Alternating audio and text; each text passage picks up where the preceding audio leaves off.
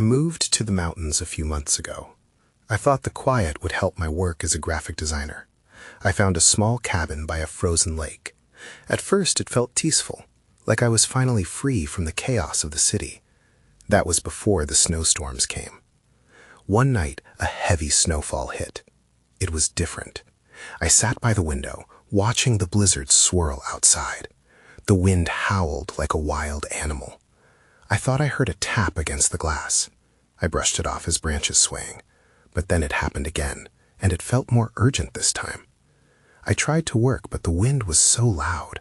I leaned back in my chair, hoping it would pass. Then I heard it again, a clear tap, tap, tap. I walked to the window, peering through the white blur of snow. Outside, it was just darkness and snowflakes. When I turned around, my blood ran cold. Footprints led right up to my door. I hadn't stepped outside since the storm started. Who could have made those tracks? My heart raced, and I felt rooted to the spot. Hours passed, and odd things happened. I glimpsed movement in my peripheral vision. Shadows raced past the cabin, but when I looked, nothing was there. Then I heard whispers, soft and faint, but they felt real. They faded and returned, like they were trying to tell me something. My imagination ran wild. Was I alone out there? That night, I locked the door, but the fear pressed down on my chest. The other cabins looked empty, quiet, like their occupants had vanished. The storm raged on. I felt restless, trapped between the walls of my own home and the howling storm outside. Another noise shattered the silence, a scraping sound, like something was trying to get in. My blood ran cold. I stepped back from the door. I wanted to peek outside, but fear held me back. The wind screamed around me, almost as if to warn me not to move. Then it happened. A cold breath brushed against my neck. I turned around, heart in my throat. There was nothing there, just darkness in my little cabin. I felt dizzy and scared. Had I lost my mind? Each sound felt amplified, the whispers growing louder in my ears. I tried to convince myself it was just the storm playing tricks on me. I told myself I was alone, but with every tap I heard on the window, with every shadow that flitted past, my certainty slipped away. Then I heard a distinct voice, clear as day. "Come outside." It echoed in my mind. I wanted to scream, but found myself frozen. Nobody was there, just me and the whispers. They were relentless now, swirling around me, pulling me to the door. I finally realized I might not be alone at all, but was I ready to face whatever was out there in the snow? The questions lingered like the storm outside, unanswered and heavy in the air. I stood by the door, heart racing, the chilling voice echoing in my mind. Come outside. It felt like a dare. The storm raged, wind howling like a chorus of lost souls. I needed to act, but fear rooted me in place. I fought the urge to run away or barricade myself deeper in the cabin. Instead, I grabbed a flashlight from the table, its beam flickering in the dim light. I slowly turned the handle, holding my breath.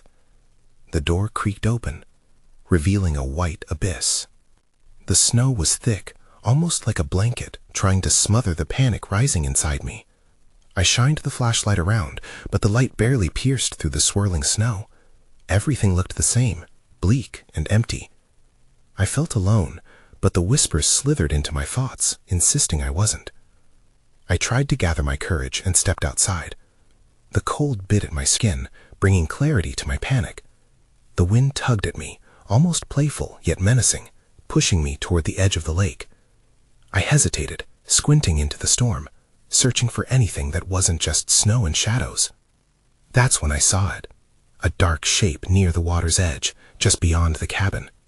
It stood still, almost waiting. My heart raced, pounding in my chest. I gripped the flashlight tighter and took a cautious step toward it. The whispers grew louder, almost frantic, urging me to turn back. As I approached, the shape shifted, moving away from the lake, dissolving into the swirling snow. I paused, my breath visible in the frigid air. "Hello," I called out, though my voice wavered. No response, just the howling wind. I forced myself to take another step, fear rising with each footfall. The shape wouldn't be easy to identify in the storm, but it felt wrong. Something about it zeroed in on a primal fear deep within me. Then I understood. It was watching me. "Come outside," it seemed to whisper again, but this time it was different. The voice was inviting, almost soft, coaxing me forward. I shook my head, desperate to break free from its hold. I turned back toward the cabin, needing safety, but it felt as if the wind pushed against me, heavier than before. Suddenly, I stumbled. The beam of my flashlight caught what I had nearly tripped over, a small, dark object half buried in the snow. I bent down, heart pounding wildly, and picked it up. It was a key, rusted and old, the kind you might find in a haunted story. I looked back at the cabin, the whispers fading into silence. I realized I had to know what the key was for. I felt torn between fear and curiosity, the storm still swirling, hiding stories I needed to uncover. The shape had vanished, but the feeling lingered, like a chill deep in my bones. I stood there, holding the key tightly, feeling its coldness seep into my palm. I needed answers, and as the wind howled around me, I knew I had to go inside and find out what was waiting for me. But what if the answers only led to more questions? The fear settled deeper as I turned to head back into the cabin, clutching the key like a lifeline. I pushed the cabin door shut behind me, heart racing as I leaned against it for support. The wind howled like a wild animal outside, but inside, the air was eerily still. The beam of my flashlight flickered, illuminating the rough wooden walls and the haphazardly strewn furniture. I felt the cold metal of the key pressing into my palm, grounding me, reminding me of the strange shape I had seen. Placing the flashlight down on the table, I took a deep breath. I had to focus. I needed to find out where this key would lead me. Both fear and excitement thrummed through me. Was this about the cabin, or did it connect to someone else? I searched every drawer and cupboard. The kitchen was bare, save for an old pot and some utensils. The living room held shadows and memories, but nothing to explain the key. Finally, I made my way to the bedroom at the back. It felt heavier somehow, like something was waiting inside. I opened the door and stepped in. The room was small, with a bed covered in a tattered quilt. The dust spoke of long neglect, yet a single object caught my attention. An old trunk sat in the corner, its lock rusty but intact. The key in my hand felt charged, like it was pulling me close. I knelt beside it, my fingers trembling as I inserted the key into the lock. The key turned with a satisfying click. My heart pounded. I lifted the lid, anticipation mixing with dread as I pried it open. Inside, the dim light from my flashlight revealed a collection of faded letters, their envelopes yellowed with age. I picked one up, flipping it over carefully, noticing the same name scrawled on the front. Margaret. Who was she? A family member? A friend? My fingers shook as I opened the letter. The handwriting was elegant, but the words felt sad. "I'll always wait for you," it began, "no matter how long it takes." My heart sank, unease creeping in. I glanced around the room, aware that I was not alone in this cabin. The air grew colder, almost suffocating. A noise suddenly erupted from outside, a loud thud, followed by erratic scratching against the door. I jumped up, dropping the letter. My heart raced as I stumbled toward the door, fear boiling over. "Who's there?" I shouted, but my voice came out weak. The sound continued, frantic and relentless. I pressed my back against the wooden door, feeling its strength against the chaos outside. But then, just as suddenly, the noise stopped, as if it had never been there. An unshakable silence wrapped around me, thick and heavy. I felt the weight of something intangible pressing down on me, and that feeling from outside, the sensation of being watched, returned, more potent than ever. I took a step back, my eyes darting toward the trunk. The letters scattered across the floor, a tangled mess of memories and secrets. Something wasn't right. I needed to know more about Margaret and about the threat lurking beyond the door. But first, I had to confront whatever was outside. I needed to know what it wanted. Taking a deep breath, I moved toward the door, my fingers trembling as I gripped the handle. It was time to face the unknown lurking in the storm. I twisted the doorknob slowly, my heart thumping in rhythm with the chill that wrapped around me. I could feel the wind howling outside like a creature eager to break in, but I pushed the door open, bracing myself for whatever was on the other side. The storm had worsened, snow swirling in a chaotic dance. I squinted against the bitter cold, trying to make sense of my surroundings. Everything appeared to be cloaked in white, but then I saw a dark figure move in the distance. My stomach dropped. I couldn't tell if it was a trick of the storm or something much more sinister. "Hello," I called out, my voice nearly swallowed by the wind. I took a cautious step outside. The snow crunched under my boots, but I barely felt its bite as adrenaline surged through me. The figure was gone, leaving only swirling flakes. I was sure I had seen something. Maybe a person. What were they doing out here? I glanced back at the cabin, torn between safety and the inexplicable urge to investigate. As I moved deeper into the yard, I noticed something half buried in the snow near the edge of the trees. My breath caught in my throat as I crouched to get a closer look. It was a pendant, glinting in the dim light. I brushed away the snow, revealing a heart-shaped locket. The surface was cold and smooth in my palm, familiar yet foreign. I cautiously flicked it open. Inside were two faces, one a woman with striking features, the other a man who bore a haunting resemblance to me. My heart raced as I tried to piece it together. Was this Margaret? Was the man someone from my past or a complete stranger? Suddenly, a high-pitched wail pierced the air, echoing through the silence of the storm. I whipped around, my chest tightening. Was that the noise I had heard before? It came again, closer this time. Panic surged as the darkness gathered around me, obscuring everything but the dim beam of my flashlight. I dashed back toward the cabin, the key and the memories of what I had found swirling in my mind. What did this pendant mean? And why did it feel as if I was being drawn into something that was not just a storm, but a storm of memories and secrets? As I slammed the door shut behind me, I leaned against it, gasping for breath. The cabin felt more oppressive than before. Shadows crept along the walls, shifting like figures just out of sight. I turned, expecting to see Margaret's letters scattered across the floor, but they were gone. Instead, the old trunk stood locked, as though daring me to reopen it. Feeling the weight of the locket in my pocket, I approached the trunk again. I had come too far, and I needed answers. But just as I reached for the lid, the air grew thick and charged, filling me with an undeniable sense of dread. That's when I heard it, a soft whisper just behind me. "You shouldn't have come here."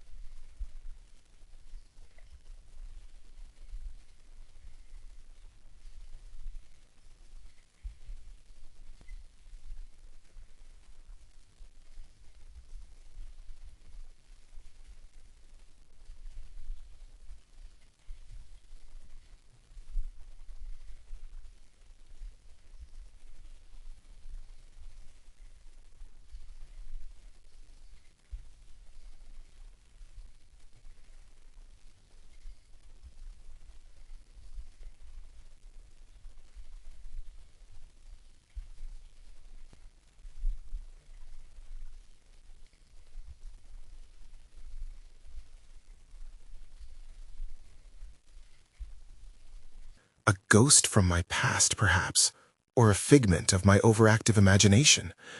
I turned slowly, scanning the shadowy corners of the cabin. My heart hammered in my chest, each beat echoing the words I had just heard. "Show yourself!" I shouted, hoping to shake free of the paralyzing fear. Silence stretched in response. The shadows remained still, yet I could feel their presence, as if they were once again watching from the darkness. I took a step back, my foot catching on the edge of the trunk. I stumbled, but steadied myself, too tense to make a mistake now. The pendant burned a hole in my pocket. What secrets did it hold? I pulled it out again, considering the faces it contained. They felt like a thread weaving me into the fabric of a life I didn't know. I gripped it tighter, as if it could shield me from whatever was out there.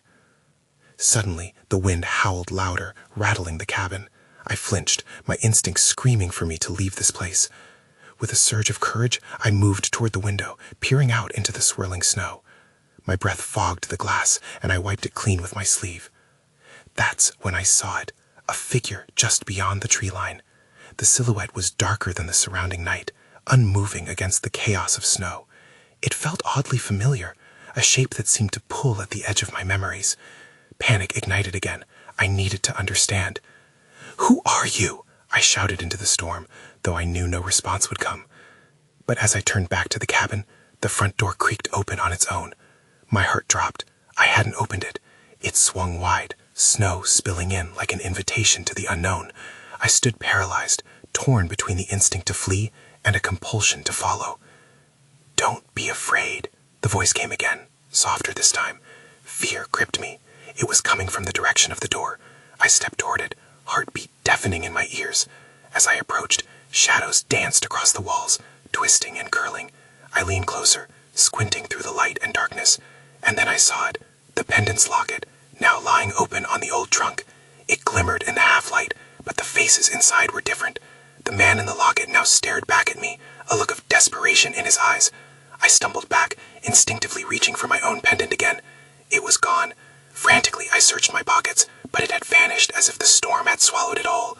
Everything inside me screamed to run, yet curiosity bound me to that trunk like an anger.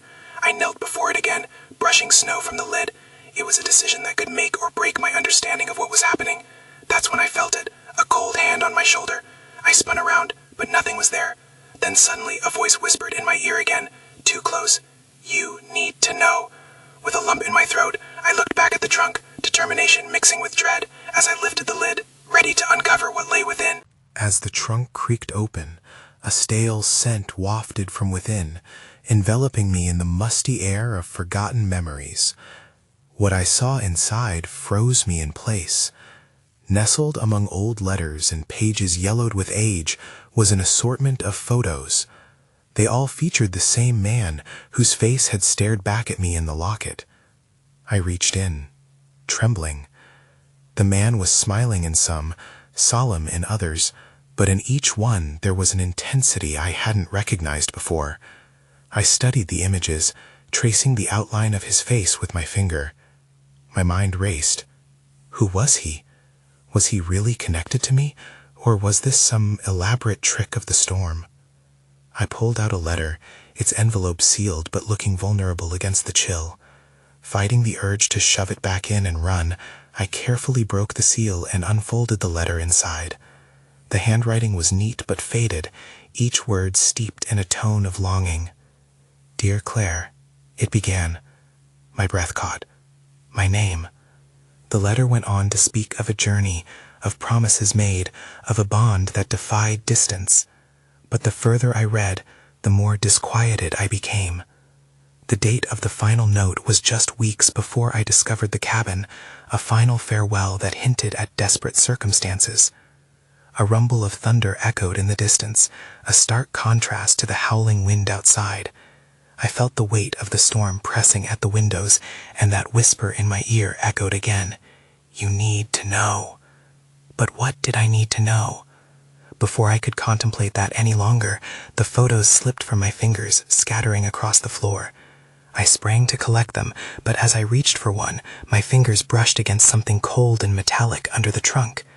I pulled out a small, vintage compass, its needle spinning wildly, as if unsure which direction to point. It suddenly struck me. It wasn't just lost time I was dealing with, but perhaps lost souls as well. As I stood there, trying to make sense of everything, I heard it again. A soft rustle outside, followed by a thumping noise that jolted my focus. I froze, terror slithering up my spine. Had someone followed me here? My heart raced, pounding a rapid tattoo against my ribcage. With a mixture of dread and curiosity, I crept toward the door. My hand shook as I gripped the doorknob, the cold bronze biting into my palm. I felt drawn to the outside, even as every fiber of my being screamed for me to stay inside. Gathering my courage, I swung the door open. The wind whipped around me, and the snow blasted into the cabin like an army bid to reclaim its territory. I stepped through, squinting against the whiteout. That's when I spotted the figure again. It stood closer now, more clearly visible. It wasn't just a shadow in the snow. It was a person. My heart sank. They turned toward me, and I felt the collective weight of the storm settle on my shoulders. I took a step back and gasped. "Who are you?" I called out again, desperate for answers, my voice almost lost in the storm's fury. The figure took a step closer, and in the chaos of swirling snow, everything came crashing down as I realized it was the man from the locket. His lips moved, but I couldn't hear what he was saying over the wind. He reached out a hand, and my breath caught. In that moment, I understood. I needed to choose. What did I want to know? I stood frozen, my heart pounding loudly in my ears. The man from the locket was here, right in front of me, and yet a part of me couldn't believe it. It felt like a dream or some twisted nightmare.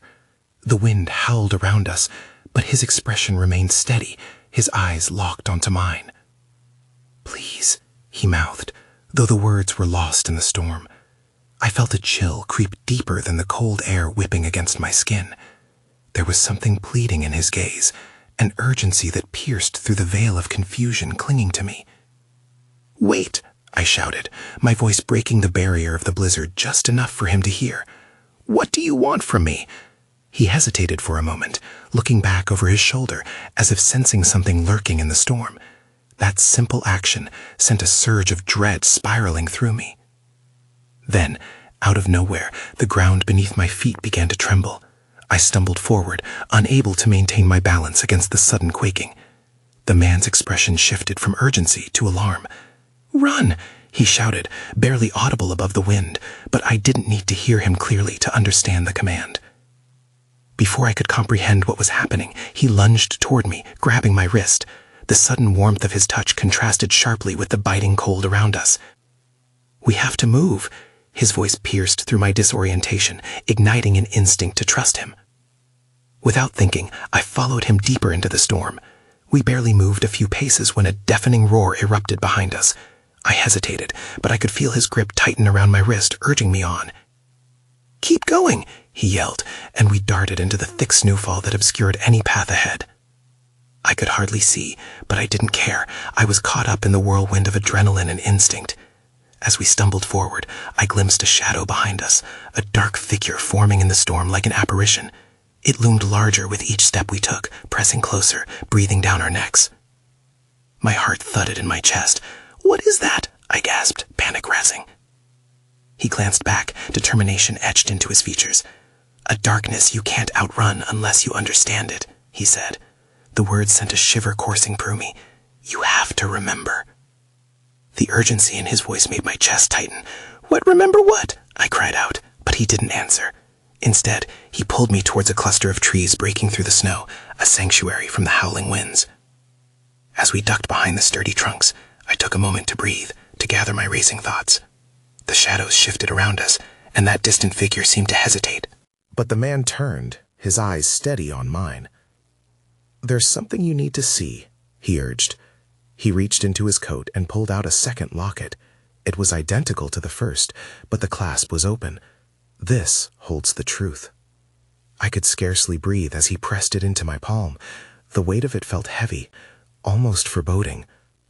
"Open it," he commanded, and the tension in his voice left no room for hesitation. As I fumbled with the locket, dread settled like a stone in my stomach. When it finally sprang open, I gasped at the image within, which sent out a shockwave of recognition. I saw not just him, but 3 others beside him, all looking eerily familiar, but in ways I couldn't seem to grasp. The shadow behind us began stirring again. "We need to go now," he urged again, pulling me back to the present. But in that instant, I realized the answers I sought were closer than I imagined, and the darkness was just beginning to reveal itself. I felt one heartbeat, then another. The locket slipped from my fingers, landing in the snow with a soft thud. I was barely aware of it as I grappled with the shock of what I saw. The faces inside were hauntingly familiar, and yet they felt like echoes of something forgotten. "Pick it up!" he shouted, his urgency snapping me back to the moment. The shadows stirred again, and I scrambled to grab the locket, feeling its cold metal against my skin. "Who are they?" I managed to ask, still breathless. "Why do they look like me?" He looked back over his shoulder as the wind began to howl again. "We don't have time for that." He grabbed my arm and pulled me further into the trees, sheltering us as the snow began to whip violently around us. My mind raced. I could still see the images flashing in my head, the faces, the smiles, the fear. "But we need to know," I pressed, feeling the weight of the unknown dragging me under. "Trust me," he said, desperation flooding his voice. "There's a reason for all of this. You have to believe me." Just then, the ground shuddered again beneath us, more violently this time. The trees creaked ominously, threatening to snap. "We can't stay here," I screamed. "What if it—" "Listen!" His voice cut through my panic like a knife. "We're in the eye of the storm now. It's not safe, but if we're quick, we might be able to find shelter before the darkness." The shadows danced at the edge of the trees, flickering like flame, and I felt a surge of panic. "What darkness?" I echoed, my voice trembling. "It's a force," he replied sharply, fear creeping into his expression. "It feeds on confusion, on memories. We need to find the others before it finds us." The others. Those faces in the locket danced behind my eyes again.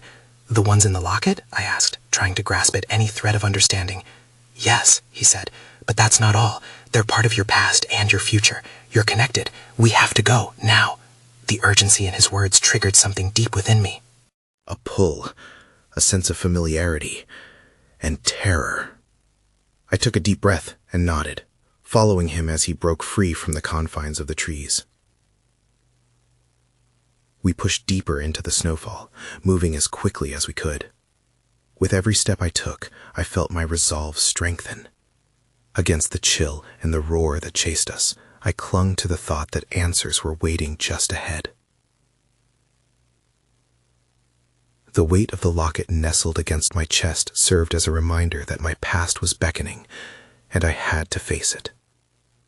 Just then, I stumbled, my foot sinking into a deeper drift. I glanced back, and my stomach twisted at the sight. The shadow was closer now, gaining ground. My instincts screamed at me to run faster. "Over there!" He pointed ahead to what looked like a dilapidated cabin, barely visible through the falling snow. "We can take shelter there." I nodded and pushed myself to move forward, but just as we approached, a deafening crack split the air. A limb from a tree above us broke, collapsing just where we were standing moments before. "Go!" he shouted, pulling me toward the cabin, but as I reached the door, everything went dark. The world blurred, the wind stopped, and I felt myself being pulled back into shadows that whispered, calling me by name. "Don't listen," he cried. I blinked, but it was all gone. My heart raced, and I clenched the locket tightly, gripping onto the one tangible thing as the darkness threatened to swallow me whole. I gasped as the darkness slipped away, and I found myself standing at the entrance of the cabin.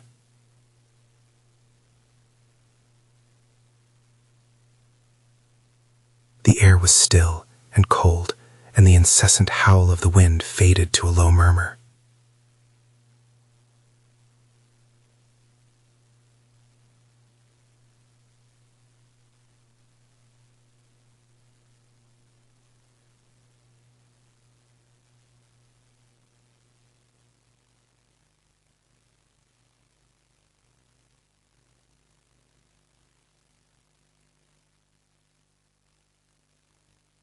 I looked over at him, his face strained, but resolute, and for a moment, I thought we might be safe.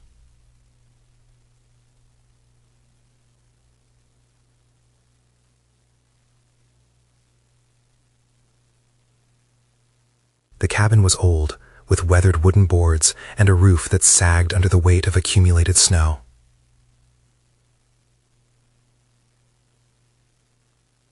An eerie stillness surrounded us, a stark contrast to the chaos we had just escaped.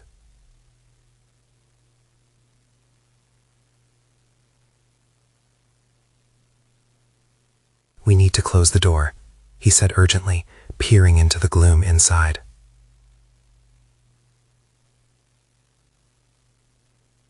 I nodded and pushed the door shut, the sound echoing ominously in the silence.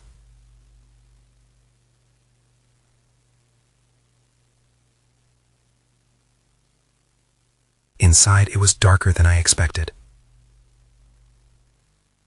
There were windows, but they were thickly covered with grime and frost, blocking out the remaining light. I could barely make out the outlines of old furniture, an overturned chair, a table covered in dust, but it was hard to shake the feeling that we were not alone. "Is it gone?"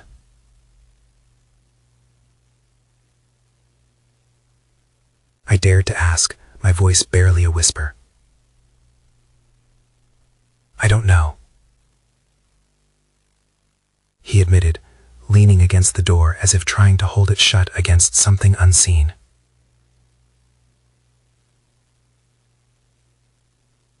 "But we don't have much time. We need to find the others before the darkness finds us." The urgency of his words pushed me into action. "What others?" I pressed. "Who are they?"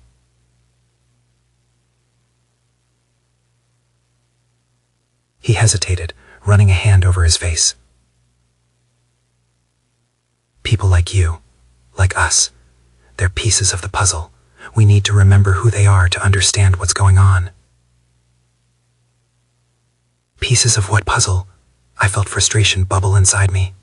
I needed clarity, answers, yet all I had was more questions. Before he could respond, a noise cut through the silence, footsteps crunching on the snow outside. My heart raced as I strained to listen, but I couldn't make out how many were out there. "Hide," he urged, quickly motioning towards an old sagging closet in the corner. Without thinking, I complied, slipping into the cramped space. The door barely closed behind me, and my breath quickened in the confined darkness. I could hear him moving, his footsteps muffled as he took position near the door. My pulse pounded in my ears as anticipation hung between us. The footsteps grew louder, then stopped. A soft voice broke the stillness. "Are you in there?" It was haunting, both familiar and foreign. My chest tightened.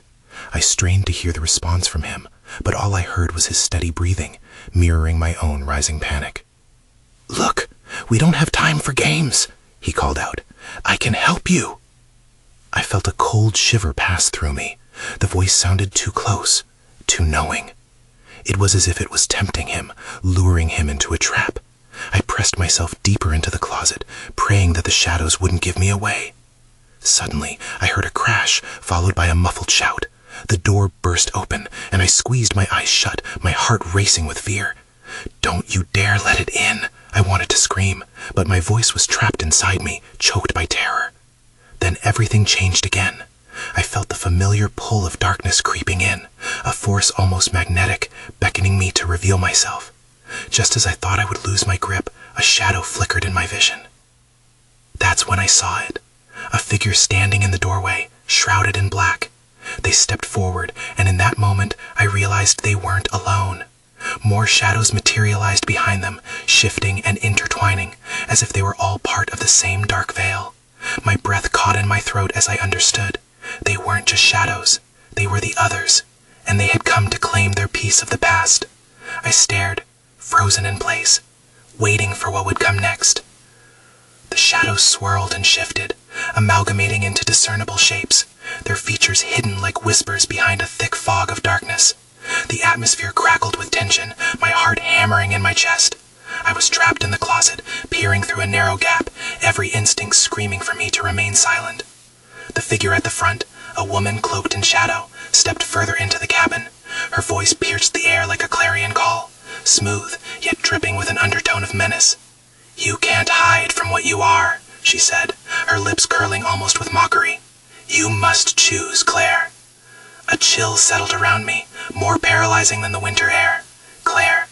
That name felt both foreign and intimate, flooding my mind with flashes of fragmented memories, silhouettes of lives that felt like mine, yet weren't. Another figure stepped forward, his dark eyes piercing through the gloom, familiar yet hauntingly foreign. He reminded me of the man from the locket. "We need to bring her back," he echoed, a sense of urgency threading through his voice. Was he part of the others? Did he know who I was? "Slice through the truth," the woman interjected, her tone laced with razor-like precision. "You're tied to us. Feel it. Remember it. The key is within you." I squeezed my eyes shut, wishing I could shut out reality, as if sealing myself in darkness would protect me. The distance between my past and present felt like a chasm, begging for a bridge that I couldn't construct. I could hear them speaking loudly now, discussing my fate as if I were an uncarved statue, just a means to an end. I took a shaking breath, my resolve hardening. I needed answers, not just whispers. Slowly, I edged the door of the closet open, heart racing with every creak of the wood. The moment felt surreal, as if time twisted in on itself, their eyes turned toward me, shadows rippling closer. "Welcome home, Claire," the woman said, her voice laced with dark satisfaction, her eyes glinting like Shard's eyes. "Who are you? Why do you keep calling me that?" I shot back, surprising even myself with the steadiness of my voice. "I don't know you." The shadows shimmered as they stepped nearer, their forms swirling like dark water. "Then remember," the man urged, stepping into the weak light. "You are part of this. You've always been part of this." "Enough," the woman's voice rang out, a command that cut the air, freezing me in place once more. "You'll understand soon enough." In that moment, I felt them draw closer, the shadows encircling me, their whispers insistent, like a tide creeping up the shore. Images began flashing through my mind, fragmented scenes woven with the snowstorm outside, a life buzzing with laughter, light turning into dark, a single moment of betrayal before everything twisted into chaos. The others were faces of longing, regret, and pain, all intertwined with mine. "Do you remember us?" the man pressed, stepping closer. "Do you remember the promises we made?" the woman added, her voice I hissed now, filled with urgency. "Yes," I breathed, covering my ears as reality threatened to crash into me. I didn't want to see, didn't want to comprehend. But the truth pressed down, unrelenting, igniting something deep inside.